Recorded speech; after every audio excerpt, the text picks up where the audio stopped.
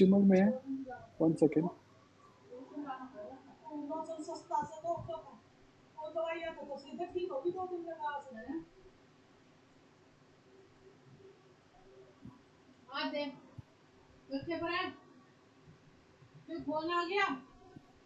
Hello. Okay, सो हम लोग थोड़ा सा मीन्स कोड लिखने की स्ट्रेटेजी को चेंज करेंगे आज, ठीक है। तो अर्लियर हम लोग पूरा का पूरा कोड कैसे कर रहे थे, हम लोग एक सिंगल फाइल में ही सारा काम सी। आई थिंक ये हमारी लास्ट फाइल थी ना।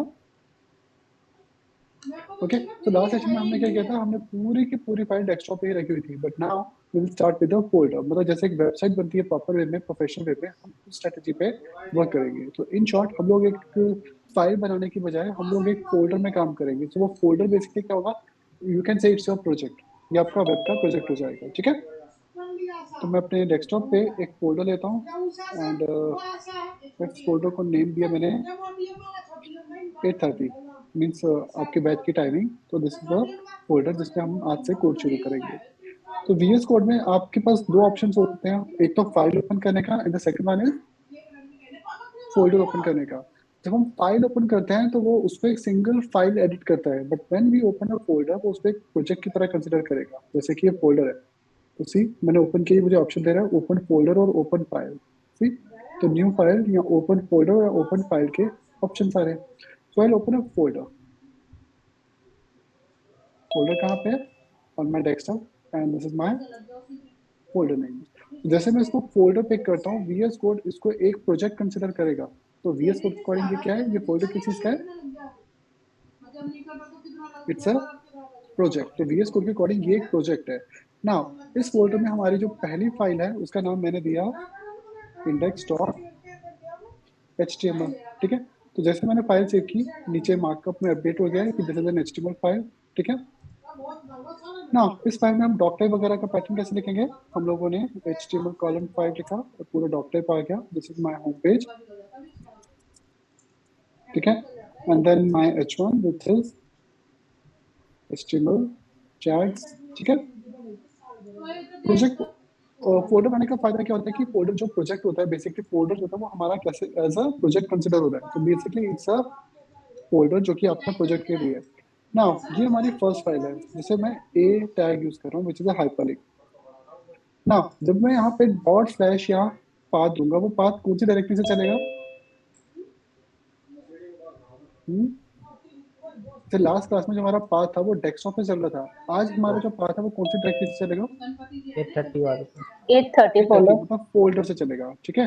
तो अगर मैं डबल डॉट स्लैश यूज करूँ तो ये पाथ कहाँ जाएगा,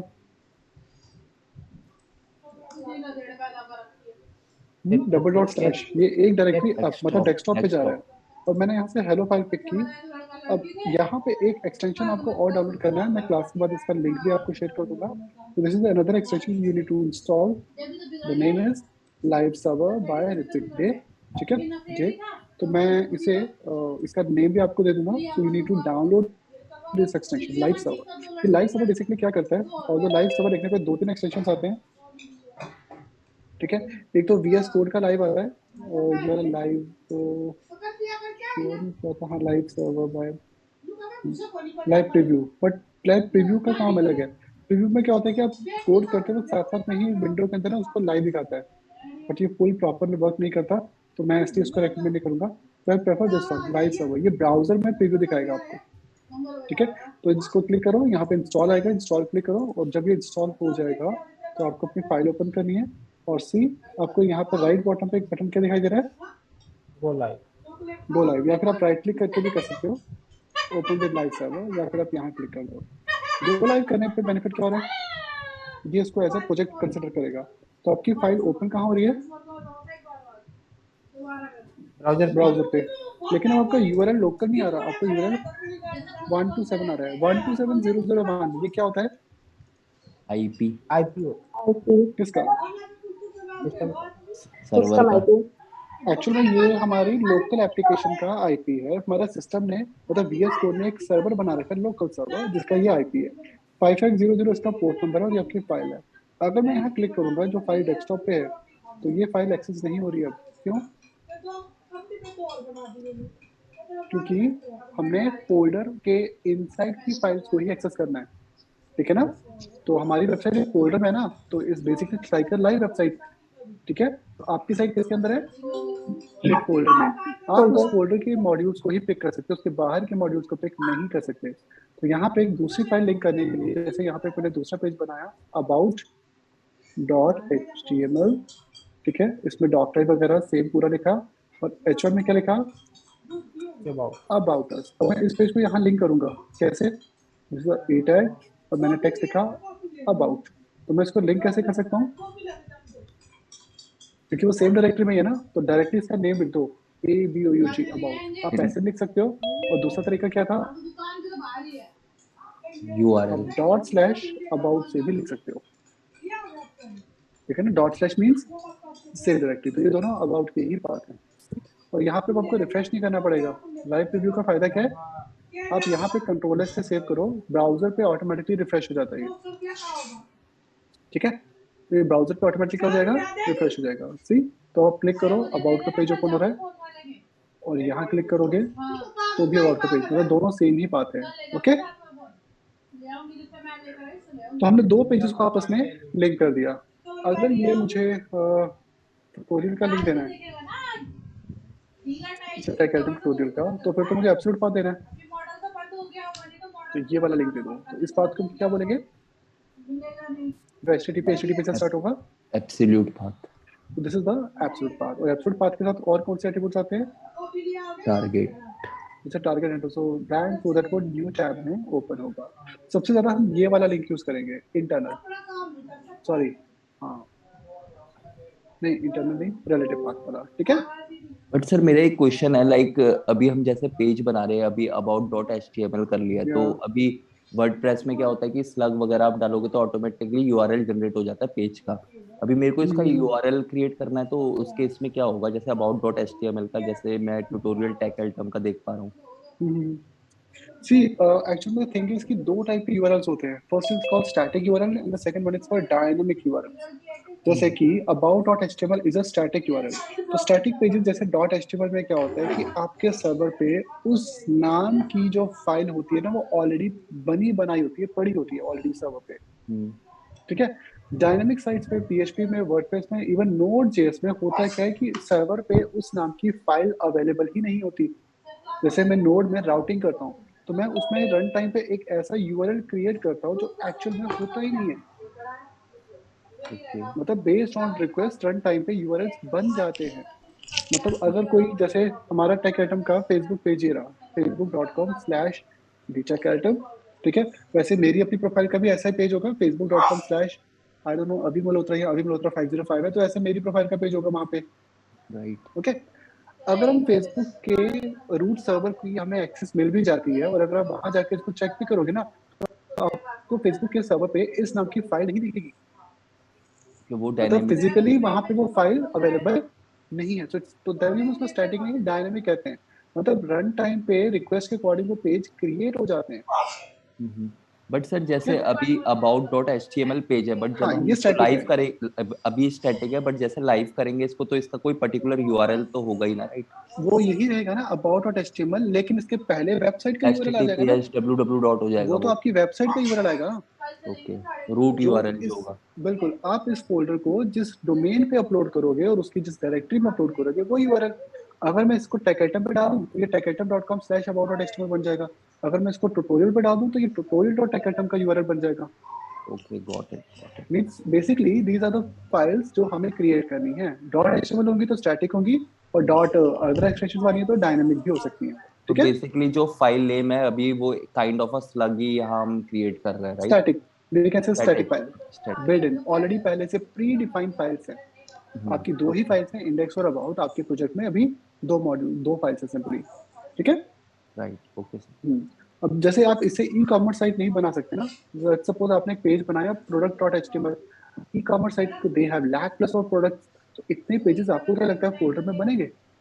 जैसे मेरे पास एक नोड का प्रोजेक्ट पड़ा हुआ है, उसमें आई थिंक HTML की 15 या 20 फाइल्स हैं, लेकिन जब वो साइट लाइव रन कर रही थी, मतलब उसको मैं लोकल रन कराता था लोकल, तो उसके 500 प्लस पेजेस थे।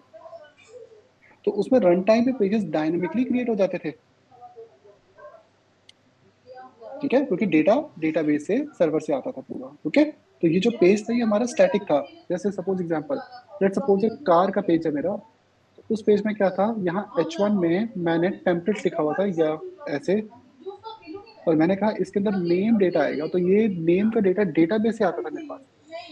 तो अगर कोई यूजर स्विफ्ट पे क्लिक करता था तो उसको यही पेज दिखता था, लेकिन H1 में क्या नजर आता था, स्विफ्ट। लेकिन अगर कोई बेलिनो क्लिक करता था लिंक पे तो उसको यही पेज दिखता था, लेकिन उसमें H1 क्या लिखा जाता था, बेलिनो। तो रन टाइम पे वो यूआरएल चेंज हो जाते थे, that is called dynamic website. ठीक है, बट सर जो बट जैसे अभी आप बोल रहे हो कि बेलिनो लिख कर आता था वो तो ठीक है, बट कहते हैं उसके अंदर जो पेज तो हम लोगों ने बिल्ड करा ही होगा ना। हाँ, एक ही पेज बनाया, लेकिन मैंने स्विफ्ट और बेलिनो का मैंने एक ही पेज डिजाइन किया है। उसमें बस डेटा जो होता है वो डायनेमिकली अलग अलग से आता है। मतलब आप स्ट्रक्चर डिफाइन कर दो, यहाँ H1 आएगा, यहाँ P आएगा, यहाँ कार का टेबल आएगा जिसमें टेबल कार की प्रॉपर्टीज होंगी, पावर वगैरह, यहाँ पे इमेजेस आएंगी। मतलब ये स्टैटिक इंटरफेस आपने बना दिया सभी पेजेस का। और इनमें डेटा कहाँ से आ जाएगा, वो सर्वर। डायनामिकली सर्वर से आ जाएगा बस। ठीक है, बट तो सर मतलब स्टैटिक टेम्पलेट तो बनाना ही पड़ेगा। सर्वर को भी तो सर बट इनपुट वगैरह तो कुछ देना ही पड़ेगा ना इन फॉर्म तो ऑफ कंटेंट। डेटाबेस के अंदर होगा ना, अब डेटाबेस बन, ओके। जैसे एक एप्लीकेशन का डेटाबेस हम्म बनता है तो पहले उसमें डमी डेटा डाला जाता है। For testing. अब सपोज मान के चलो, मुझे किसी ने कहा सर एक पिन कोड की एप्लीकेशन बनानी है, तो मैंने कहा ठीक है मुझे पिन कोड का डेटा ला दो। तो उन्होंने कहा ठीक है हम गवर्नमेंट ऑफ इंडिया से निकलवा रहे हैं। जब तक वो डेटा मुझे नहीं मिलता तब तक मैं क्या करूंगा, मैं कुछ डमी डेटा का ही तो यूज करूंगा, fake data. Right. Okay, okay, got it. तो एप्लीकेशन में स्टार्टिंग में हम लोग फेक डेटा जनरेट करके काम कर लेते हैं। तो ये दोनों यूआरएल आपस में लिंक्ड हैं, तो मतलब it's a mini type of project. जैसे अबाउट पे क्लिक है तो अबाउट पेज, और इस पे क्लिक है तो ये ट्यूटोरियल का पेज रहेगा आपका। ओके, और क्या डाउट है किसी का लिंक्स में? आप वैसे लिंक्स आपके डेली यूज होंगे, तो इसमें जो आपको थोड़ा बहुत डाउट है ना वो साथ साथ में प्रैक्टिस के साथ और क्लियर हो जाएंगे।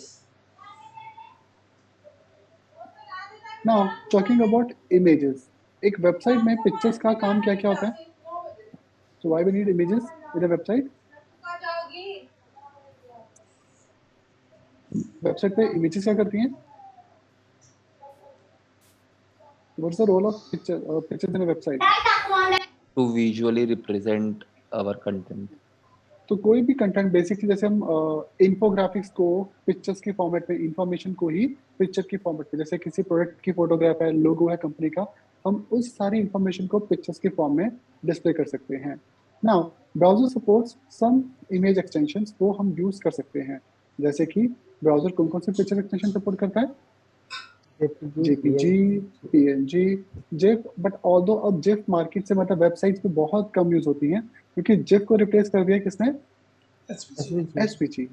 और एक नया फॉर्मेट आया है जो अभी कम यूज हो रहा है मार्केट में, मतलब अभी उसकी सपोर्ट ब्राउजर कम है, लेकिन ये फ्यूचर है। That is called web P, web P.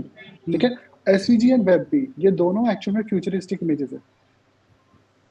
ठीक है, एसवीजी को तो काफी टाइम हो गया, 10 साल से ज्यादा। वेब बी अभी आई थिंक 2 साल से ही पॉपुलैरिटी गेन कर रहा है। ठीक है, तो इन पिक्चर्स को हम वेबसाइट पे ऐड कर लेंगे, लेकिन ये वेबसाइट हम पिक्चर्स कहाँ से ले सकते हैं? क्योंकि आप फोल्डर में काम कर रहे हो ना, तो आपको वो पिक्चर्स कहाँ ऐड करनी पड़ेंगी? फोल्डर में ही। फोल्डर में, क्योंकि आप डेस्कटॉप से बाहर की, अब अच्छा कोई लाइव वेबसाइट हो जैसे टेकेडप की, वहां के पिक्चर आप लगा सकते हो यूट्यूब पे।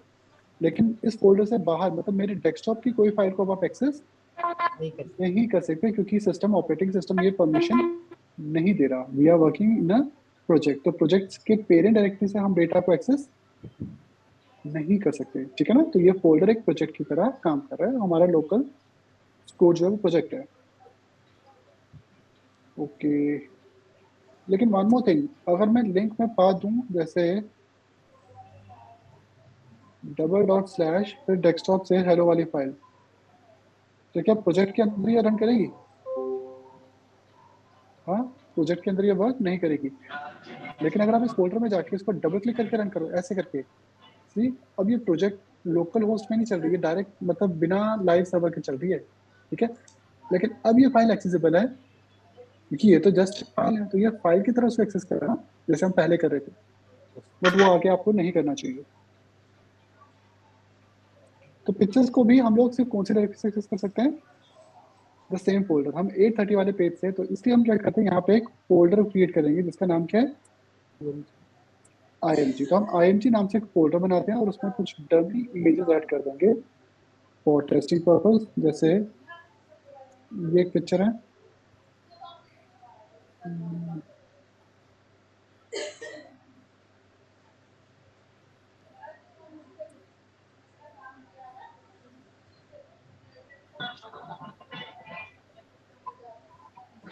someone calling on your phone. Monty, just mute your system. Sir ये पिक्चर्स मतलब Okay, I think I have muted everyone. Sorry, किसने क्वेश्चन पूछा था? सर आकाश। yes, आकाश। हाँ सर, मैं ये पूछा था कि जैसे हम इमेजेस अपनी फाइल में डालने से पहले उनको हमको कंप्रेस वगैरह करना रहेगा या फिर कैसे रहेगा ये? बिल्कुल इट इज रिक्वायर्ड।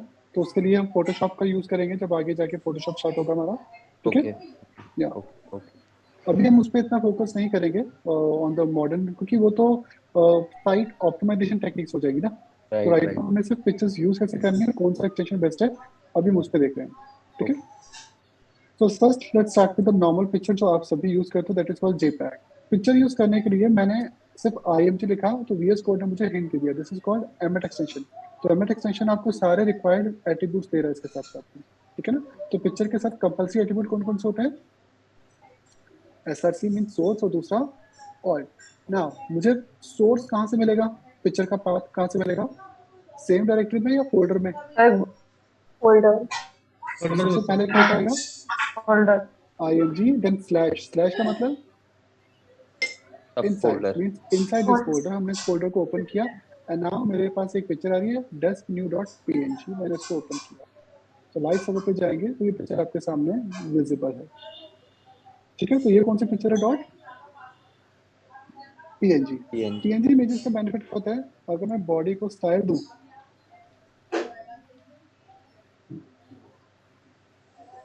तो ये PNG इमेजेस का बेनिफिट है। सी क्या एडवांटेज है इनका? दे हैव ट्रांसपेरेंसीज, इसमें ट्रांसपेरेंसी भी होती है। तो अगर मैंने बॉडी को बैकग्राउंड दिया, इस पिक्चर के बैकग्राउंड में वो कलर नजर आ रहा है, क्योंकि ये पिक्चर कैसी है? Solid white with transparency, transparent. तो ये ट्रांसपेरेंसी के साथ है। तो ऐसी इमेजेस को यूजुअली हम लोग PNG में क्रिएट करते हैं। लेकिन PNG का एक ड्रॉबैक होता है, जैसे जैसे पिक्चर का साइज और नंबर ऑफ कलर्स बढ़ते हैं PNG हैवी होता जाता है। ठीक है, बट PNG सिर्फ कहाँ प्रेफर होता है? जहाँ पिक्चर्स में ट्रांसपेरेंसी हो, जैसे लोगोज एंड आइकन्स। जैसे पिक्चर्स बड़ी होती हैं तो उसके लिए फिर हम लोग दूसरा एक्सटेंशन प्रेफर करते हैं, विच इज JPEG। ठीक है, तो JPEG होती है हमारी अदर टाइप इमेजेस, जो कि एक्चुअल में जैसे ये इमेज है, ये आई थिंक काफी बड़ी है, आई यूज दिस वन। चले ठीक है, तो मैं यहाँ पे एक दूसरी पिक्चर का यूज कर रहा हूँ। It's again a small picture, but इस पिक्चर में ट्रांसपेरेंसी नहीं है। तो ये इमेज कौन सी होगी? This is JPEG, this is JPG, जिसको हम JPEG कहते हैं शॉर्ट में ना। अगर हम इनका साइज चेक करें तो ओपन द फोल्डर, ये पिक्चर कितनी है?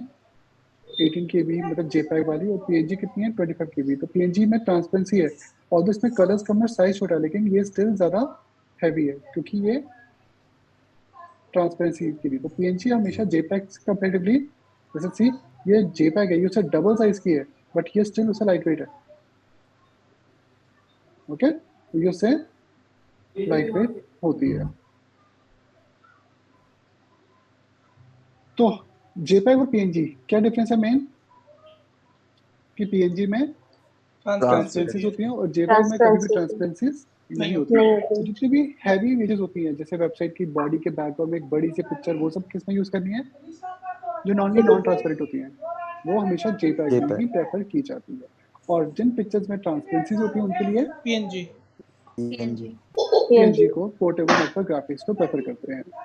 ठीक है, तो फर्स्ट इज JPEG, सबसे ज्यादा वेब पे JPEG यूज होता है, which is joint photographic expert group, और ये रास्टर टाइप इमेज है। PNG भी रास्टर इमेज है, लेकिन PNG में ट्रांसपेरेंसी होती है। So what is raster now? दोनों इमेजेस रास्टर हैं, तो रास्टर इमेजेस किनको कहते हैं हम लोग? नहीं पता। तो बेसिकली जब पिक्चर्स को कैप्चर किया जाता है, हाँ, उनके पिक्सल्स, अगर आप एक मोबाइल के कैमरे से पिक्चर क्लिक करोगे तो उस फोटो का सबसे बड़ा ड्रॉबैक क्या है? मतलब किसी भी कैमरे से, नॉट इवन मोबाइल, कोई भी DSLR भी यूज कर लो, तो तो उसकी पिक्चर का ड्रॉबैक क्या है, It will get pixelate after Pixels. some एक zoom. पर्टिकुलर साइज के बाद वो पिक्चर पिक्सलेट्स कर सकती है। जैसे सपोज लेट्स सपोज मेरा फोन है, इट्स आईफोन 10, तो इसका कैमरा है इट्स 12 मेगापिक्सल, ठीक है, it's dual sensor 12 megapixel camera. तो काफी देर तक एप्पल ने सेम कैमरा यूज किया था, आने वाले मतलब आई थिंक आईफोन 13 प्रो तक वही कैमरा 12 रहा है। अब 14 में इन्होंने 14 मेगापिक्सल लॉन्च किया है। तो द थिंग इज कि मैं इस पिक्चर को एक पर्टिकुलर साइज से ज्यादा बड़ा एक्सटेंड नहीं कर पाऊंगा। उसके बाद पिक्चर्स क्या होते हैं कि पिक्सल्स फटना शुरू हो जाएंगे, ठीक है। तो हम लोग इस फोटो को लेट सपोज जैसे एक पर्टिकुलर साइज ले लो, लेट सपोज एक पेंटिंग का साइज है सपोज जैसे, तो ये उतने साइज में प्रिंट आउट हो सकती है। बट उससे ज्यादा बड़े करने पे जैसे पूरी वॉल साइज करेंगे तो फिर ये पिक्चर्स पिक्सलेट हो जाएंगी। Now for that you need better cameras, और सिर्फ ऐसा ही नहीं कि मेगा पिक्सल्स हाई होने चाहिए। तो अब ये भी एक्चुअली एक मिसकंसेप्शन है कि जैसे आपने देखा होगा जितने भी चाइनीज कंपनीज हैं what they are means advertisement, इनके फोन्स 108 मेगापिक्सल्स होते हैं। नॉर्मली 108 मेगापिक्सल तो मेरे डीएसएलआर में भी नहीं थे। ओके तो 108 बता, अगर आप डीएसएलआर भी बाय करते हो सोनी का, तो इनके मेगापिक्सल्स 24 से यूजुअली स्टार्ट होते हैं। मेरे पास ऑल्दो 16 वाला भी था पहले, ठीक है। तो बट जो अब लेटेस्ट आ रहे हैं नॉर्मली 24, तो वो 24 मेगापिक्सल्स की ना क्वालिटी होती है। जबकि फोन्स कितने बता रहे हैं, जैसे मेरे पापा का फोन था, मैंने ही मीन्स उनको जब परचेज किया था उनके लिए, सो दैट आई थिंक उस पर 40 मेगापिक्सल लिखा तो हुआ था ऊपर, बट वो 40 मेगापिक्सल पिक्सल मल्टीप्लिकेशन होती है, मतलब एक्चुअली वो 12 भी होता है रियल वर्ल्ड में। क्योंकि अगर पिक्सल्स को हम मल्टीप्लाई करेंगे, डबल करेंगे, तो क्या होगा, जैसे अगर आप 2 मेगापिक्सल को और स्ट्रेच करोगे तो पिक्सल्स बढ़ जाएंगे। तो हर फोटो जो पिक्सल से बनी है उसे हम क्या कहते हैं, रास्टर इमेजेस। तो जो फोटो पिक्सल से बनती है वो रास्टर है। और रास्टर इमेजेस का पहला ड्रॉबैक है, हम उनको एक साइज के बाद और बड़ा नहीं कर सकते। नहीं कर सकते। तीसरा एक्सटेंशन मतलब है GIF, which is graphic interchange format. ये मोशन की इमेजेस होती थी जिसमें मोशन मतलब थोड़े से एनिमेशन वगैरह होती थी। आजकल धीरे धीरे ये कम हो गया। जो दो नए वेब फॉर्मेट्स हैं वो हैं एसवीजी और वेबबी।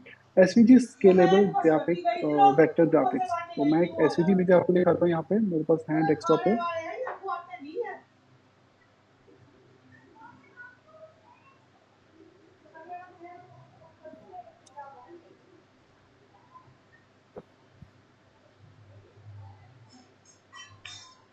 तो एसवीजी इमेजेस वेब में न्यू आई हैं, तो इसका फुल फॉर्म होता है स्केलेबल वेक्टर ग्राफिक्स। तो सबसे पहली बड़ी चीज इसमें लिखा हुआ है वेक्टर ग्राफिक्स।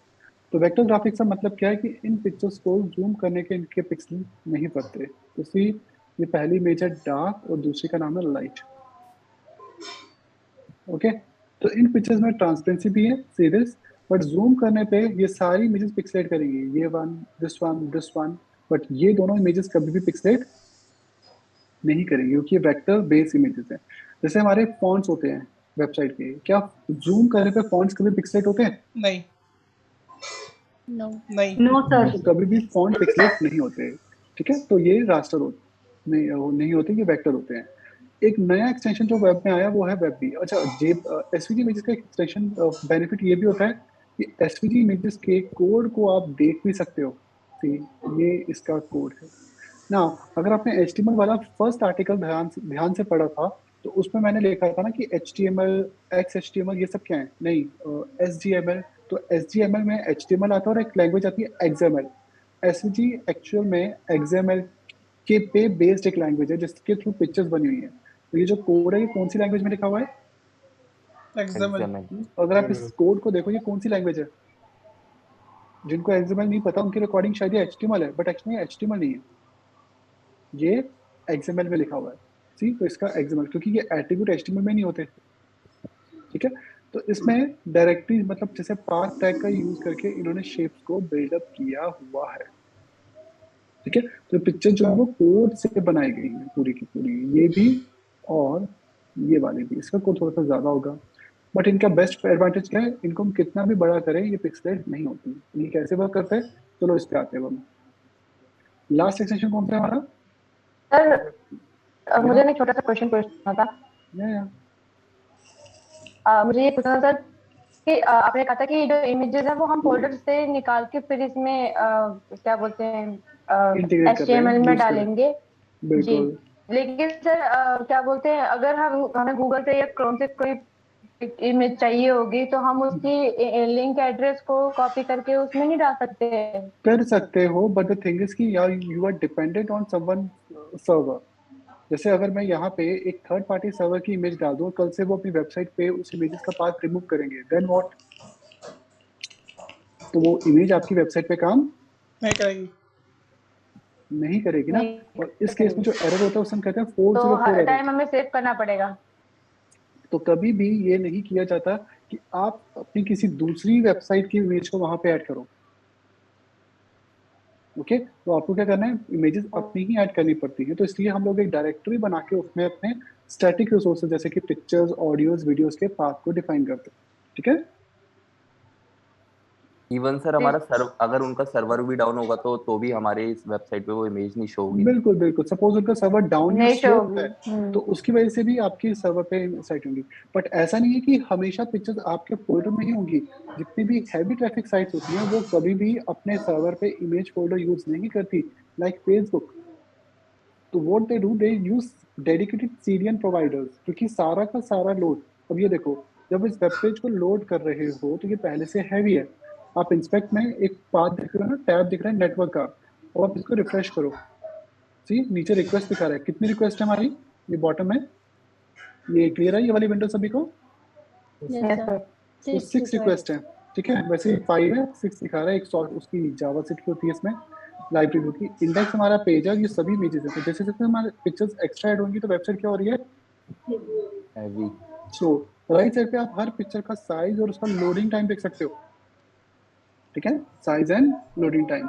नाउ मैं एक ऐसी पिक्चर पिक करता हूँ जो अगर मैं टेक आइटम से भी पिक करूंगा तो उसका भी, हाँ ये कर सकता हूँ मैं, techatom/img/logo.png। ओके, एक तो ये पिक्चर है यहाँ पे, चलो मैं इसको पिक करता हूँ। अब इसका पाथ रिलेटिव पाथ है पिक्चर का है एब्सोल्यूट।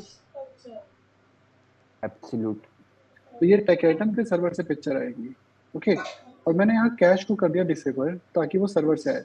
और मैंने थोड़े दिनों से अपने सर्वर पे काम किया है, means from the last some days I am getting very good response from my website. Basically performance वाला, जिसे वेबसाइट की परफॉर्मेंस कहते हैं। Even just recently I got 100 out of 100 score. I just, मैंने उस पर लिंक्डइन पे हर जगह स्क्रीनशॉट भी शेयर किया था, आई थिंक यहाँ से मैंने हटा दिया होगा। तो दैट वाज जस्ट एक हमारा टेस्ट होता है वेबसाइट का, लाइट हाउस टेस्ट, उसमें रिपोर्ट की 100 आउट ऑफ 100 थी that this website is best on all the parameters, usability, SEO and जितने भी रेलेवेंट पैरामीटर्स होते हैं। बट बेसिकली तो ये वाला जो फैक्टर होगा वो लोड पेज टाइम को इफेक्ट करेगा हर ना? चीज लोड पे भी। ठीक है, तो बेसिकली इट्स नॉट लाइक कि वेबसाइट की परफॉर्मेंस इंप्रूव करने के लिए just go for the means the costliest hosting. नहीं, ऐसा नहीं होता कि अगर आप होस्टिंग बेस्ट होगी तो ऑब्वियसली अगर आप 1 करोड़ रुपीज स्पेंड करोगे तो ऑब्वियसली आपको एक फास्ट कार मिल ही जाएगी ना। But the thing is the technology हम किसको बोलते हैं, that you are spending less amount but still आपको उसमें ज्यादा बेटर और पावरफुल इंजन मिल जाए। तो वो एक नई चीज है। जैसे कि ये पिक्चर देखो, लोगो, ये लोगो कहाँ से आ रहा है, टेकेटम.com से। तो अगर हम इसका, ये इसका पाथ है, इसका रिस्पॉन्स देखें तो ये यहाँ पर रिस्पॉन्स दिखा रहा है। अब बाकी पिक्चर्स के टाइम से इसका टाइम थोड़ा सा ज्यादा है। ये कितना है, 77 मिली सेकेंड, जबकि बाकी तो 10 to 15 मिली सेकेंड में आ रहे हैं।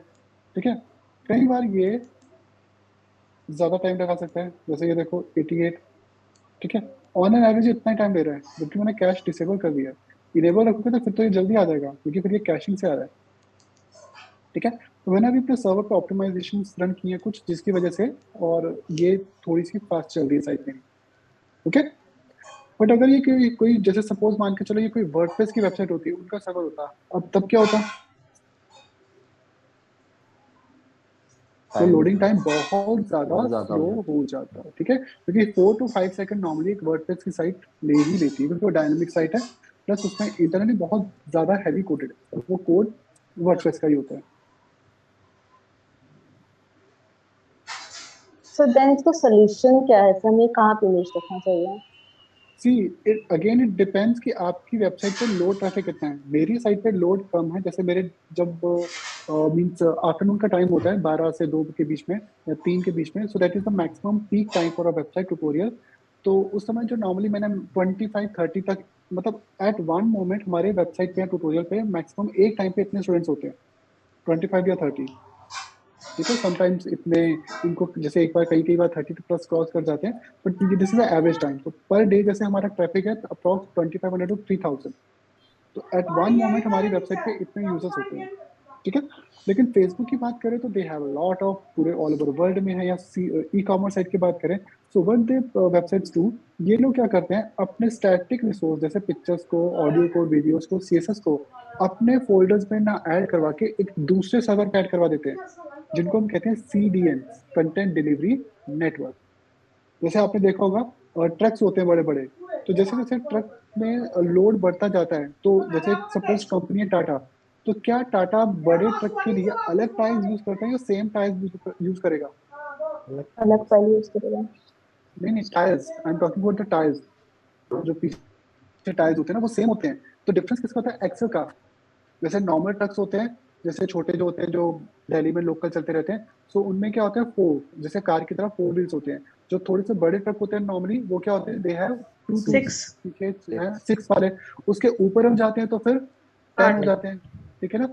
नहीं 10, वो दो के होते हैं ना, पेयर होते हैं पीछे, तो वो डबल एक्सल हो गया। फिर हाईवेज पे जाते हैं तो ट्रिपल एक्सल।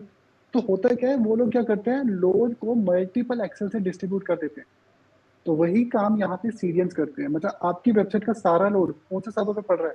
जैसे अगर ये वेबसाइट चली लाइव तो सारा लोड कहाँ पड़ गया? एक ही सर्वर पे, अलग अलग पे, एक ही सर्वर पे। तो अगर हम सीरियंस का यूज करें, अगर हाई ट्रैफिक साइट्स हैं, सीरियंस का यूज कर लो, उससे आपका लोड डिस्ट्रीब्यूट हो जाता है। मतलब आपके वेबसाइट का लोड है वो एक टाइम पे 3 या 4 सर्वर से आ जाएगा। तो उससे हाई ट्रैफिक साइट की परफॉर्मेंस इंप्रूव हो जाती है, ओके। बट उसके लिए आपकी वेबसाइट एक लेवल पे पहुंचे तब, जब बहुत हाई ट्रैफिक साइट्स होंगी तब होता है ऐसा, ठीक है। जैसे ई कॉमर्स साइट अगर पॉपुलर हो जाएगी देन, आपने देखा तो होगा ना सेल के टाइम पे अच्छी अच्छी वेबसाइट्स में क्या होता है, हैंग हो जाता है। तो फ्लिपकार्ट में तो सबसे बड़ी प्रॉब्लम यही होती थी जिस दिन सेल होती थी।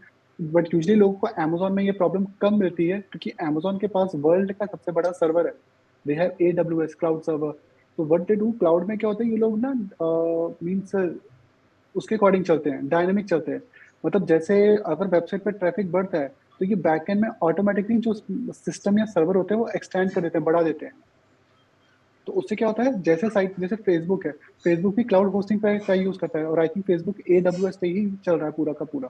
तो जिस दिन फेसबुक पे ज्यादा ट्रैफिक आता है क्या होता है, उनकी जो बिलिंग होती है ना AWS की वो बढ़ जाती है। जिस दिन फेसबुक पे कम ट्रैफिक आता है तो it's like dynamic paper use, ठीक है ना। तो ये फिर सर्विसेज का यूज करते हैं। जैसे मेरी होस्टिंग है वो पेपर यूज नहीं है, वो फिक्स्ड है, मुझे एक ही अमाउंट पे करना होता है, ठीक है। तो बहुत से फैक्टर्स हैं जिन पे ये हम लोग लेटर ऑन आगे भी डिस्कस करते रहेंगे। तो नॉर्मली पाथ, ये वाला पाथ आपको अवॉइड करना है। आप सीरियस वाला पाथ से पिक्चर लगा सकते हो। वेब भी क्या है, इट्स अ न्यू और नेक्स्ट जनरेशन पिक्चर फॉर्मेट जो एक्चुअल में JPEG एंड PNG का रिप्लेसमेंट है, और ये उनसे 25 to 34% कंप्रेस, मतलब स्मॉल साइज में पिक्चर देगा, सेम साइज की पिक्चर। तो ये एक्चुअल में सेम पिक्चर को उससे छोटे साइज में देता है। लेकिन वेब भी को यूज करने के लिए एक फॉर्मेट यूज करना पड़ेगा जो हमारा नेक्स्ट वीक आएगा, क्योंकि अगर आप अभी वेब भी यूज करोगे ये सारे ब्राउजर्स पे काम नहीं करेगी। ये 100% ब्राउजर पे सपोर्ट नहीं करता अभी, क्योंकि ये नया पिक्चर एक्सटेंशन है। तो इसके साथ एक ना एक्स्ट्रा कोड लिखना पड़ता है सपोर्ट के लिए। But this is future web भी एक्सटेंशन, गूगल ने बनाया था ये। तो इट्स लाइट वेट ऑप्शन। जैसे मुझे याद है जब मैंने आईफोन 6s परचेज किया था तो उसमें 12 मेगापिक्सल कैमरा था, और स्टार्टिंग में वो 16 GB आते थे। तो बहुत जल्दी एक प्रॉब्लम क्या आ गई इस फोन में, उसकी मेमोरी पूरी फुल हो गई। मतलब 10 GB तो ऐसे भर गए, पता ही नहीं चला। क्योंकि जब भी आप कहीं बाहर जाओगे obviously you will shoot some photographs, तो उसमें 4K वीडियोस और फुल 12 मेगापिक्सल फोटोज होती थी। तो एक मतलब आप कहीं घूमने गए, आपके फोन की मेमोरी पूरी ऑलमोस्ट भर जाती थी। जैसे आपने 300-400 फोटोज क्लिक कर ली तो वो ऑलमोस्ट भर जाता था। तो फिर नेक्स्ट अपडेट में एप्पल ने उसका सोल्यूशन क्या निकाला, क्योंकि ऑब्वियसली वो 16 वाले फोन को 32 GB स्पेस तो दे नहीं सकते थे। उन्होंने क्या किया, फोटोज में एक नया ऑप्शन दिया कि पहले आपकी पिक्चर JPEG थी, अब आप एक दूसरे एक्सटेंशन में पिक्चर्स को सेव कर सकते हो, जो नॉर्मल वाली JPEG से 20% लाइट वेट था। तो उसका बेनिफिट क्या होगा, जहां आपके फोन में 1000 पिक्चर्स आ रही थी, वहां अब आपके फोन में 1200 प्लस फोटोज आ सकती है, क्योंकि जो पिक्चर का एक्सटेंशन है वो पहले से क्या हो गया, कंप्रेस हो गया। लाइट वेट है। तो वेब भी का ये फायदा है कि पिक्चर्स इससे लाइट होती हैं, बस इसमें ट्रांसपेरेंसी भी मतलब पीएनजी को भी यूज। तो in short future is not JPEG PNG, और जिप तो वैसे ही अब आउटडेट हो चुका है। Future is only SVG and web भी। पिक्चर के साथ कंपल्सरी एट्रीब्यूट्स कौन कौन से हैं? सीधे दो एट्रीब्यूट कंपल्सरी होते हैं। पहला है एसआरसी, और एसआरसी क्या होता है? पिक्चर का सोर्स। सोर्स। अब इसमें आपको पाथ देना है, ये हाइपरलिंक की तरह पाथ है, आप रिलेटिव दे सकते हो या फिर एब्सोल्यूट। दूसरा ऑल्ट ऑल्ट क्या होता है? For SEO picture purpose. का ऑल्टरनेटिव टेक्स्ट।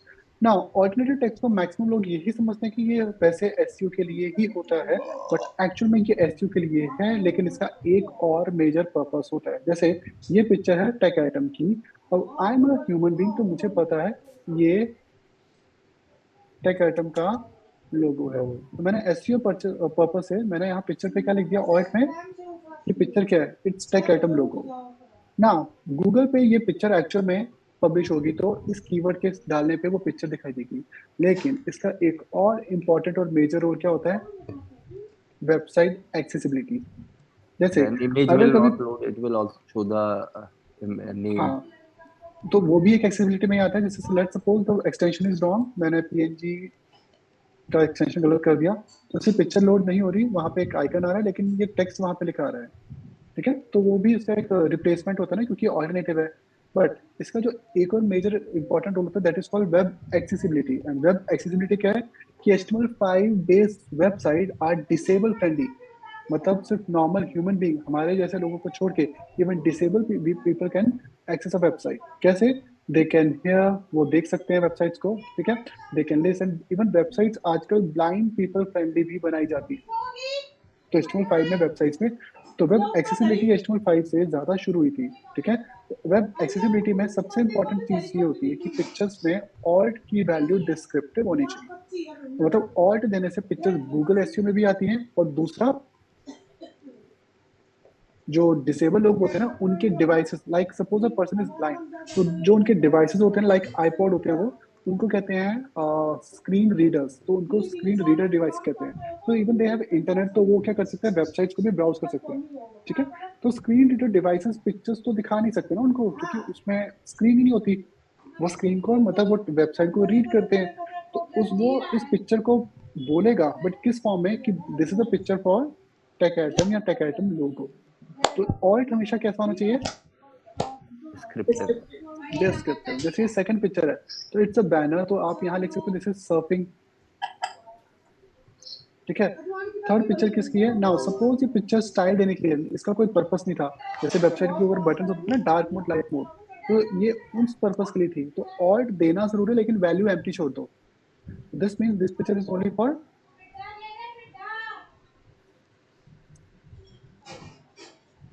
प्रेजेंटेशन। तो ये पिक्चर किस पर्पस के लिए है? प्रेजेंटेशन के लिए, क्योंकि ऑब्वियसली ब्लाइंड पीपल वेबसाइट के डार्क मोड और लाइट मोड का यूज नहीं कर सकता। तो अगर ये पिक्चर वहाँ पे जैसे इनके क्लिक करने पे वो फंक्शनैलिटीज दी गई होंगी, तो इनके लिए ऑल्ट की वैल्यू क्या हो जाएगी? एम्प्टी रखी जाएगी। मतलब ऑल्ट देना जरूरी है, कंपल्सरी है, लेकिन ऑल्ट की वैल्यू क्या होगी? ऑप्शनल भी हो सकती है। तो ऑल्ट देना कंपल्सरी, वैल्यू ऑप्शनल। और ऑल्ट की वैल्यू हमेशा डिस्क्रिप्टिव होनी चाहिए, मतलब उस पिक्चर से रिलेटेड होनी चाहिए, क्योंकि जो आप इस ऑल्ट को जो वैल्यू दोगे ना, वो ही इसका गूगल का कीवर्ड बन जाएगा। जैसे पीछे मेरी एक पिक्चर काफी टॉप पे आती थी गूगल पे, तो वो रैंकिंग ऊपर नीचे वेरी करती है।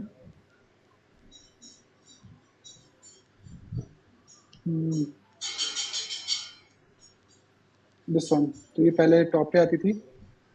तो इस पिक्चर में मैंने HTML वर्सेस CSS वर्सेस जावा से कीवर्ड लिखा, तो ये पिक्चर वहाँ पे आ गई। ये आई है ट्यूटोरियल टेक आइटम से। तो इस पिक्चर का जो ऑल्ट है वो एक्चुअल में यही कीवर्ड है, क्योंकि पिक्चर मैंने बॉटम में कर दी ना, डाउन कर दी, सेकंड पे इमेज दे दी, इसलिए इसकी एसईओ डाउन हो गई, क्योंकि पहली जो मेन इमेज है वो तो ऊपर है ना, वो अलग है। तो इस पिक्चर की रैंकिंग थोड़ी सी इसलिए कम हो गई है, लेकिन इसका ऑल्ट मैंने यही लिखा है। ठीक, इस पिक्चर का मैंने ऑल्ट लिखा था HTML CSS जावास्क्रिप्ट, तो वो एग्जैक्टली उससे रिलेटेड कीवर्ड है, तभी ये कीवर्ड डालने पे ये पिक्चर गूगल पे पब्लिश हुई है। ओके, तो पिक्चर का ऑल्ट हमेशा कैसा होना चाहिए? डिस्क्रिप्टिव होना चाहिए। डिस्क्रिप्टिव। ठीक है, और ये तो हमें ही एनालाइज करना ना कि इसका एक्चुअल मीनिंग क्या है। अब जैसे सपोज एक ई कॉमर्स साइट है, तो वो अगर एक लेट सपोज आईफोन 14 की वेबसाइट पे पिक्चर ऐड करेगी ना, तो वो पूरा क्लियर मेंशन कर दी दिस इज आईफोन 14 या iPhone 14 pro with this colour, ठीक है, ताकि उनकी हर पिक्चर गूगल पे सर्च करने पे टॉप पे है। तो एसआरसी तो कंपलसरी है ही, प्लस सेकंड कौन सा कंपलसरी एट्रीब्यूट है? Alternative. Third one is title, ये कंपलसरी नहीं होता, इट्स फॉर टूल टिप की पिक्चर के ऊपर हवर करने पे कैप्शन आ जाए। Width and height attribute, although ये कंपलसरी नहीं है but they are recommended. Why they are recommended, let's see. मैंने इन सभी पिक्चर्स के बाद एक पी लगाया विच इज अ पैराग्राफ। दो पैराग्राफ ले लेते हैं। नाउ मैं कंट्रोल शिफ्ट आर से वेबसाइट को रन कर रहा हूँ, ठीक है। कंट्रोल शिफ्ट आर क्या होता है? जैसे आप नॉर्मली वेबसाइट को रिफ्रेश कैसे करते हो, जैसे आपको पेज रिफ्रेश करना हो वेबसाइट में, वेब पेज को, तो कंट्रोल आर से, कंट्रोल आर। ठीक है ना। यहाँ पर ये बटन, एक कंट्रोल आर होता है और एक होता है control shift R. Control R से साइट लोड होती है, लेकिन उसमें डेटा कैश होके आता है, तो जो कैश डेटा होता है वो आता है, तो साइट जल्दी लोड होती है। लेकिन अगर आप चाहते हो कि वेबसाइट बिना कैशिंग के लोड हो, जैसे कि मुझे चाहिए होता है कई बार, तो मैं कंट्रोल शिफ्ट आर, मैक में कमांड शिफ्ट आर होगा, प्रेस करूंगा, तो कमांड शिफ्ट आर से क्या होता है, विदाउट कैश ये पिक्चर लोड होगी। थोड़ा सा टाइम ज़्यादा लगेगा कैश के बिना। अगर मैं इसको बार बार कर रहा हूँ, क्या आपको ऐसा दिखाई दे रहा है कि जो पैराग्राफ है ना ये वाला, ये पहले यहाँ पे था, इस पॉइंट पे लोडिंग में। या मैं एक इधर हेडिंग लिख देता हूँ, क्योंकि ना वो refresh rate, I don't know आपको कितना दिखाई दे रहा है, क्योंकि मैं तो फास्ट कर रहा हूँ। Okay, I do one thing, मैं यहाँ पे टैकेटा वाली इमेज लगा देता हूँ।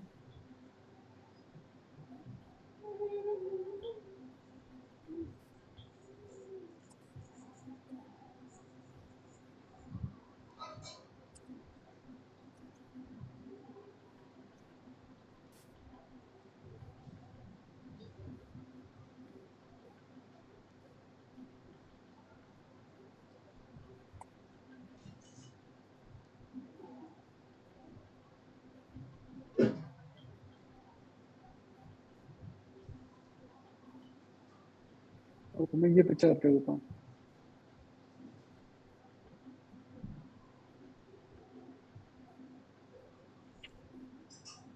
ना इसमें जो ये वाली पिक्चर सबसे लोड आ रही है, मतलब लेट लोड हो रही है, ये दोनों पिक्चर्स पहले, क्योंकि मेरे सिस्टम में है तो फास्ट एंटर करेंगे। तो पहली दो पिक्चर्स को कमेंट कर देता हूँ। नाउ सी, जो टेक्स्ट है वो पहले कहाँ लोड हो रहा है, मतलब ये जो हेडिंग 2 लिखा हुआ है ये कहाँ पे आ रहा है, पहले सेम लोकेशन पे या पहले ये ऊपर लोड हो रहा है? ऊपर लोड हो रहा है सर। ऊपर लोड पहले ये यहाँ पे आ रहा है। तो इन शॉर्ट ब्राउजर की रेंडरिंग कैसे होती है, ब्राउजर पे पहले HTML की फाइल आएगी और HTML ब्राउजर में पार्स होती है, एक एक करके टैग्स के कंटेंट यूजर को दिखना शुरू होते हैं। तो पहले H1 का टैग आएगा या टैग का टेक्स्ट आएगा ब्राउजर पे?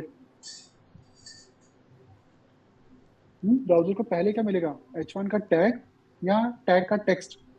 Tag H1 tag, tag. तो उसको ओपनिंग टैग मिल जाएगा, तो वो उसको उस साइज में दिखाएगा जो उसका एक्चुअल साइज है, 32 पिक्सल।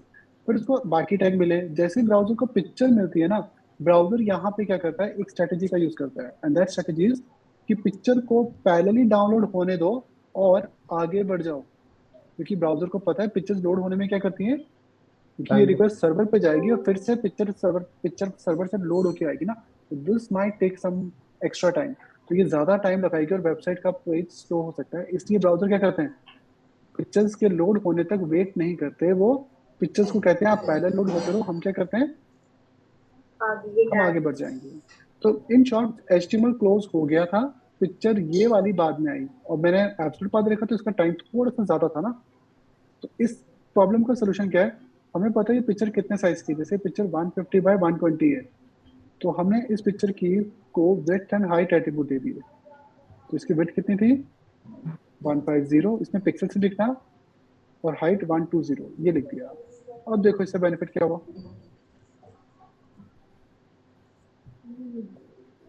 तो क्या लोडिंग टाइम इंप्रूव हुआ पहले से या नहीं? Yes sir. हाँ जी। मैं दोबारा रिफ्रेश कर रहा हूँ। हाँ, तो क्या लोडिंग टाइम इंप्रूव हो रहा है या यूजर एक्सपीरियंस इंप्रूव हो रहा है? User experience. तो यहाँ पे लोडिंग टाइम नहीं बढ़ा क्योंकि पिक्चर ने अभी भी उतना टाइम दिया, लेकिन with the help of these two attributes width and height, browser पे पहले से ना एक स्पेस कैप्चर हो जाएगा, मतलब ब्राउजर पहले ही इतना स्पेस रिजर्व कर देगा, किसके लिए? इमेज। पिक्चर के लिए।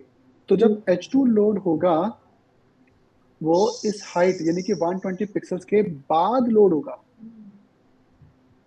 क्लियर? Getting my point? तो ये विड्थ और हाइट एट्रीब्यूट क्या करते हैं?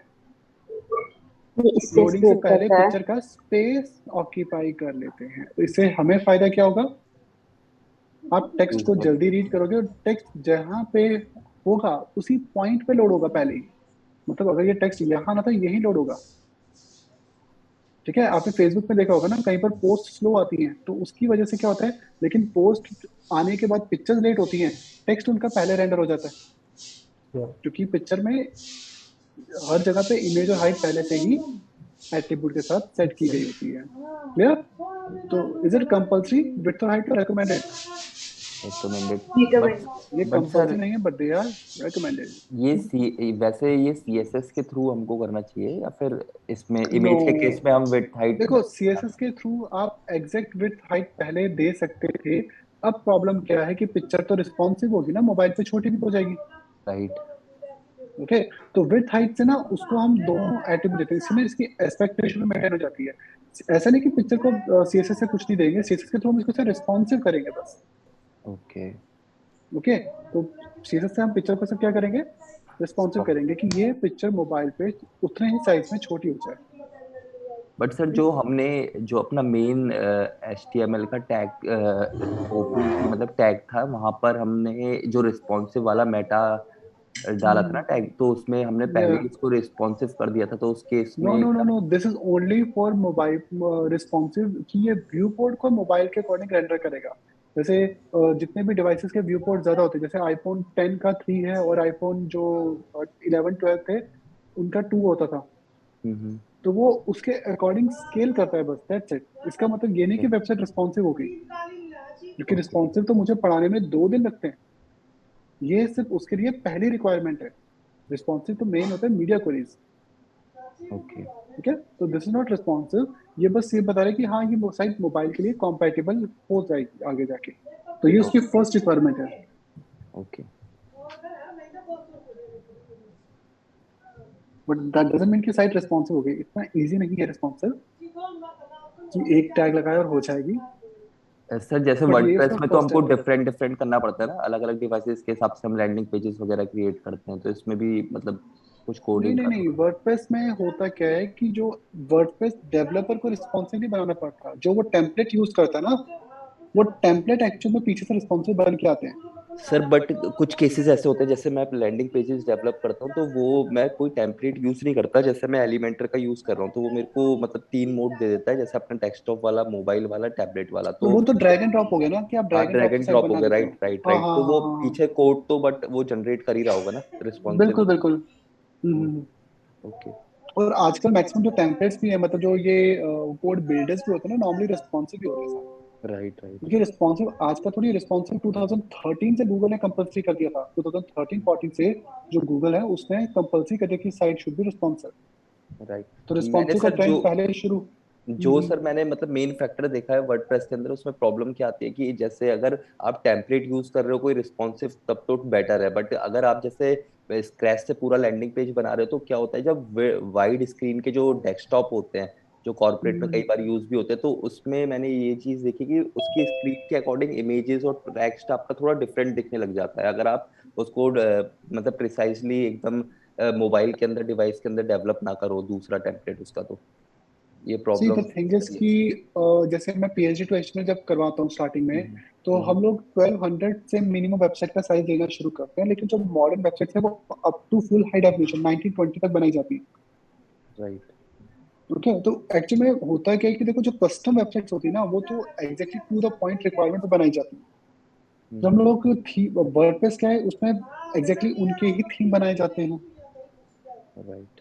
ओके, तो उनको उसके अकॉर्डिंग चीजों पे वर्क करना पड़ता है। जैसे आप एलिमेंटर वगैरह या फिर विक्स की बात करें, तो ये सब तो थीम बिल्डर्स होते हैं, मतलब आप ड्रैग एंड ड्रॉप करके भी वेबसाइट के इंटरफेस को, क्योंकि इंटरनली वो खुद ही कोड जनरेट कर रहे हैं, वो राइट। कोड जनरेट तो करे, लेकिन वो कोड लेटेस्ट और एफिशिएंट नहीं हो सकता ना, क्योंकि वो तो टूल कर रहा है। राइट। मींस आईटी सेक्टर में अभी तक क्या है, मतलब हम लोग ने बहुत तरक्की कर ली है कंप्यूटर में, वेब में, लेकिन कोड करने के लिए और कोड को टेस्ट करने के लिए तो ह्यूमन बीइंग ही है। मतलब ऐसे टूल्स बहुत रेयर है जो ह्यूमन बीइंग से बेटर कोड लिख सके, क्योंकि कोड में सर क्या वो होता तो है, दोनों चीजें रहेगा होती ही। है ना, एनालिसिस भी होता है, ठीक है ना। This is the only sector जहाँ पे मतलब ऑटोमेशन हमें दूर दूर तक नहीं दिखती, कि क्या कल को बैकएंड डेवलपर या फ्रंट एंड डेवलपर को रोबोट्स रिप्लेस कर सकते हैं, जबकि बाकी सब सेक्टर्स में तो हो ही गया, ठीक है ना। तो कोडिंग है ना, जितनी कोडिंग, जैसे टूल, जैसे वर्डप्रेस की बात करोगे, तो जो साइट वर्डप्रेस कम टाइम में बना के दे रहा है उसकी परफॉर्मेंस उतनी अच्छी कभी नहीं आएगी, तो उसमें सिक्योरिटी तो हमेशा वीक ही रहेगी, क्योंकि कस्टमाइजमेंट टू द पॉइंट चीजों पर वर्क करते हैं। सर क्या प्रैक्टिस रहती है बेसिकली कि हर व्यू पोर्ट के लिए वेबसाइट कंपैटिबल बने? देखो अभी तो हम रिस्पॉन्सिव की तो कोई बात कर ही नहीं रहे हैं, राइट नाउ हमारी साइट लिक्विड है। लिक्विड मतलब जितनी भी स्क्रीन होगी उस पर फुल स्ट्रेच हो जाएगी, क्योंकि अभी तक हमने सीएसएस का यूज किया ही नहीं। जैसे मेरी मैकबुक की स्क्रीन 1440 है, तो मुझे एक वर्ड पैराग्राफ का नेक्स्ट लाइन में दिखाई दे रहा है, लेकिन जब आप इसी पेज को अपने ब्राउजर में ओपन करोगे इन योर सिस्टम, अब ये आपके लैपटॉप की रेजोल्यूशन के अकॉर्डिंग होगा। जैसे अगर किसी का लैपटॉप 1500 है, उसी में ये पैराग्राफ एक ही लाइन में आएगा ऐसे, लेकिन अगर किसी का थोड़ा सा छोटा है उसको ऐसे दिखाई देगा, ठीक है। तो अभी हम रिस्पॉन्सिव पे तो फोकस कर ही नहीं रहे, टोटली नथिंग, ठीक है। ओके।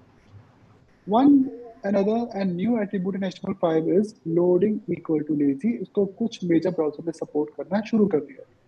होता क्या है, सपोज एक वेबसाइट पे बहुत सारी पिक्चर्स हैं, लेट्स सपोज 10-20 इमेजेस हैं।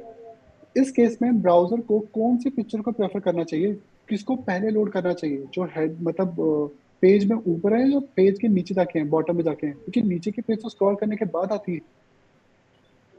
लेजी क्योंकि होता है बस। कि सारी पिक्चर्स इकट्ठे एक ही टाइम पे लोड होना शुरू हो जाती हैं। अब जो व्यू पोर्ट से पेज के नीचे जाके इमेजेस हैं वो पहले लोड क्यों हो रही हैं, क्योंकि उनको अभी तो डिलीवर होना नहीं था, पहले तो ये वाली पिक्चर आनी चाहिए जो व्यू पोर्ट पे है। इसके लिए एक नया एट्रीब्यूट आया, लोडिंग इक्वल टू लेजी। तो जो पिक्चर्स व्यू पोर्ट के नीचे हैं, व्यू पोर्ट क्या होता है, जैसे आपने मेरा ट्यूटोरियल ओपन किया, आपको यहाँ तक का कंटेंट, ये है ना, ये वाली हेडिंग, यहाँ तक का कंटेंट आपको दिखाई दिया, तो इसके जो नीचे कंटेंट है वो मेरा व्यू पोर्ट से नीचे है, मतलब वो स्क्रॉल करके आएगा। तो क्या व्यू पोर्ट की जो हाइट है ये हर ब्राउजर या हर डिवाइस पर सेम होगी या वेरी करेगी? वेरी। ये हमेशा वेरी करती है, तो ये कभी भी फिक्स नहीं होती है। तो जो पिक्चर व्यू पोर्ट पे है, जैसे कि ये पिक्चर व्यू पोर्ट पे है, लेकिन जो पिक्चर व्यू पोर्ट से नीचे आएंगी जैसे कि ये, उनमें हम ये एट्रीब्यूट लगा देते हैं लोडिंग इक्वल टू लेजी वाला। इससे क्या होता है, ब्राउजर जिन पे लोडिंग लेजी नहीं है उनको पहले वेटेज देता है, और जिन पे लोडिंग लेजी है उनको नॉन लोडिंग इमेजेस के बाद लोड करेगा, ठीक है, क्लियर? सर बेसिकली ये लेजी लोड में यही होता है ना कि जो जितना व्यू पोर्ट हमको दिख रहा होता है उतना ही वो वेब पेज को लोड करता है, देन नेक्स्ट जो व्यू पोर्ट नहीं में नहीं नहीं, दिखेगा जो तब आप लेजी लोड बोल रहे हो वो जावास्क्रिप्ट वाला है एक्चुअल में, जो ओके पर साइट परफॉर्मेंस के लिए इंप्रूव होता है। इसमें ओके देखो, इसमें कुछ हद तक वैसी चीजें हो रही हैं, लेकिन पिक्चर लोड पहले ही हो जाएगी। जो ओके। आप बोल रहे हो ना वो हम जावास्क्रिप्ट से करते हैं। उसमें होता है कि जब पिक्चर व्यू पोर्ट पे आती है ना तब लोड होती है, जैसे राइट। फेसबुक है, ठीक है, जैसे फेसबुक है, तो उनकी राइट साइट जब व्यू पोर्ट पे पोस्ट आती है ना तब उसकी पिक्चर सर्वर से लोड होके आती है, पहले नहीं आ जाती, ठीक राइट। है। वो सर जेएस से होता है। इससे लोड टाइम डिक्रीज हो जाता होगा ना, इस एट्रीब्यूट से, लेजी लोड से जो जेएस का आप वो बता रहे जेएस वाली से होता है, इससे नहीं होता, क्योंकि इससे बस होता क्या है, जो व्यू पोर्ट वाली पिक्चर है वो पहले रेंडर होती है, और जो व्यू पोर्ट से बाद में थी वो थोड़ा सा मतलब उनको लो वेटेज या प्रायोरिटी मिल जाती है। लोडिंग टाइम नहीं बढ़ता, लेकिन हाँ यूजर एक्सपीरियंस बढ़ जाता है, क्योंकि जो हो। पिक्चर व्यू पोर्ट पे है वो पहले रेंडर हो गई ना, और जो व्यू पोर्ट पे नहीं है उन पे लोडिंग लेजी लगाने से फायदा क्या हुआ, वो व्यू पोर्ट वाली पिक्चर के बाद ब्राउजर उनको प्रायोरिटी देगा, उनको बाद में पिक करेगा, ठीक है। राइट। तो इससे मतलब ये कह सकते हो लोडिंग टाइम 5 सेकंड है तो 5 ही रहेगा, लेकिन जो व्यू पोर्ट का कंटेंट है वो जल्दी रेडी हो जाएगा, मतलब यूजर आपकी साइट को जल्दी उसके साथ जल्दी इंटरेक्ट करना, जल्दी आपके ब्लॉग को पढ़ना शुरू कर देगा, ठीक है। तो आपकी साइट जल्दी इंटरेक्टिव हो जाएगी, राइट। व्यू पोर्ट वाला कंटेंट। तो दिस इज एसआरसी, जैसे मैंने पिक्चर का पार्ट दिखाया, तो this is the relative part, और ये वाला पार्ट कौन सा है हमारा, एब्सोल्यूट। एब्सोल्यूट वन, और ये कंपलसरी है। ऑल्ट क्यों कंपलसरी है, क्योंकि नॉर्मली सर्च इंजन और डिसेबिलिटी के लिए हमें इस पिक्चर को ऐड करना पड़ता है, तो वेब एक्सेसिबिलिटी के लिए ऑल्ट देना भी जरूरी है। अगर पिक्चर प्रेजेंटेशन है, मतलब उसका कोई रोल से स्टाइल देना है, तो फिर उसका ऑल्ट की वैल्यू क्या होनी चाहिए? नहीं, ऑल्ट की वैल्यू एम्प्टी। ठीक है, जैसे सपोज आपने एक बॉर्डर की इमेज लगाई है जो जिसमें ऐसे जिगजैग बना हुआ है, ऐसे करके जिगजैग इमेज। तो जैसे सपोज हेडिंग के नीचे ना जिगजैग इमेज है, ऐसे करके, तो उस पिक्चर को आप लगा तो दो, लेकिन उस पिक्चर में ऑल्ट की वैल्यू क्या रखो? ब्लैंक एम्प्टी, क्योंकि वो Empty. पिक्चर किसकी है? जस्ट फॉर प्रेजेंटेशन, उसका कोई Presentation. रोल नहीं होता। विड्थ एंड हाइट कंपल्सरी नहीं है, बट दे आर रेकमेंडेड। तो इनको रेकमेंड इसलिए करते हैं ताकि लोडिंग से पहले ही उतना स्पेस प्रिजर्व हो जाए।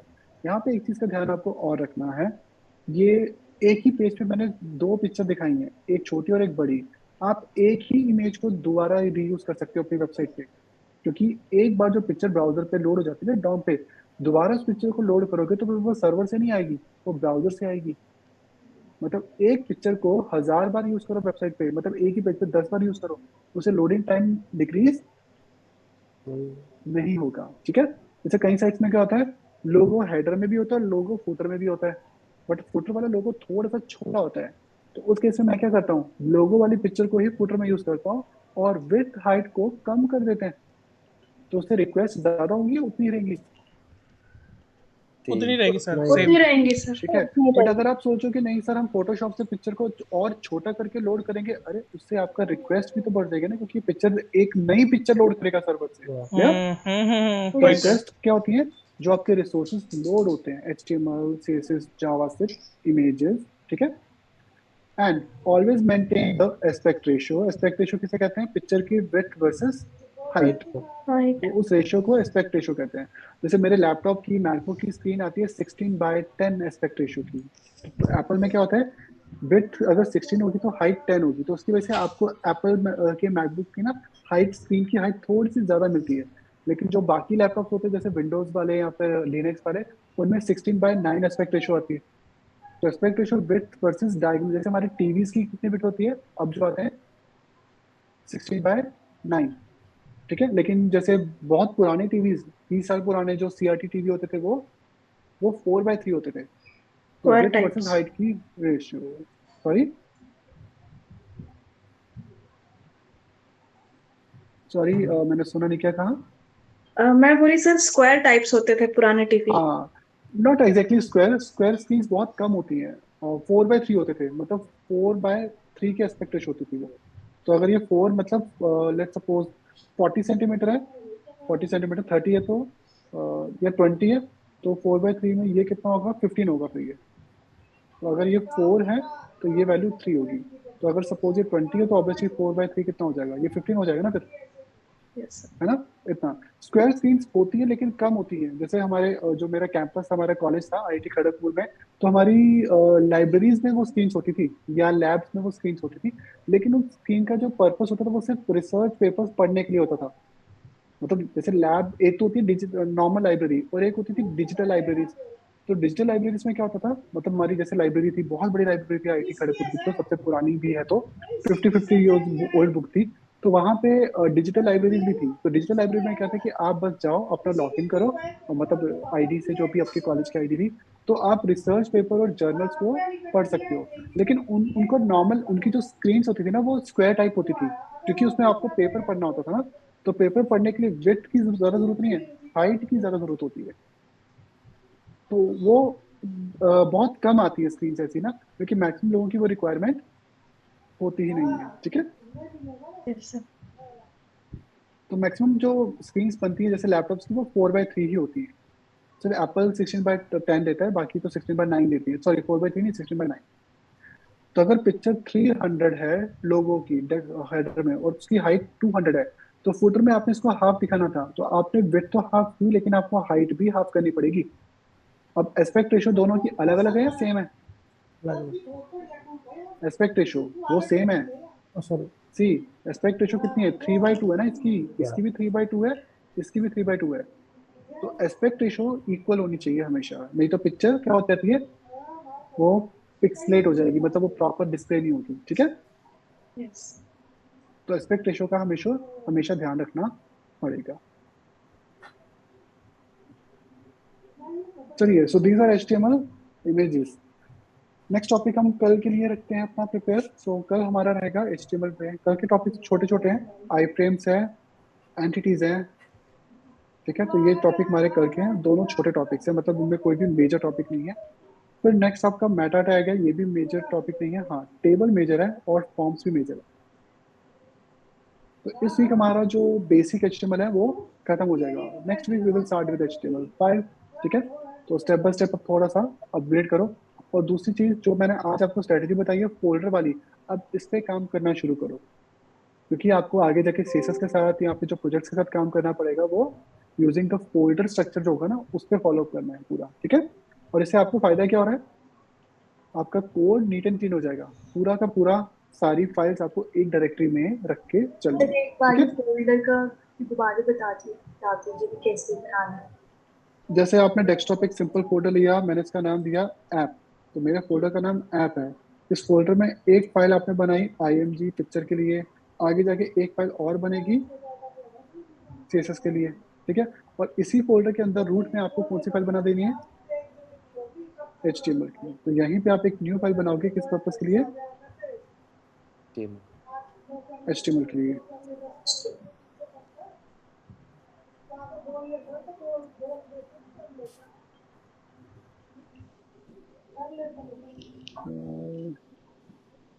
क्लास हो जाएगा तो बाहर ही आ जाना। One second.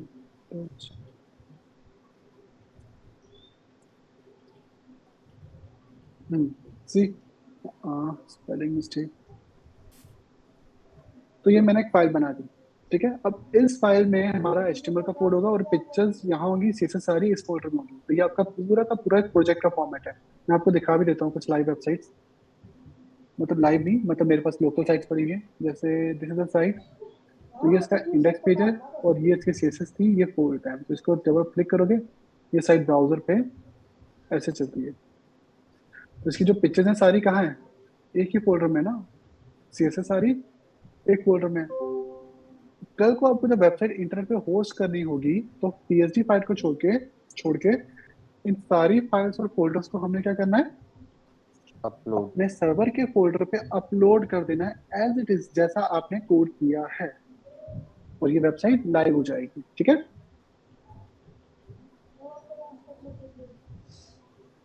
चलिए, तो this is about HTML images. तो इमेजेस का फोल्डर आप इसी के अंदर बना के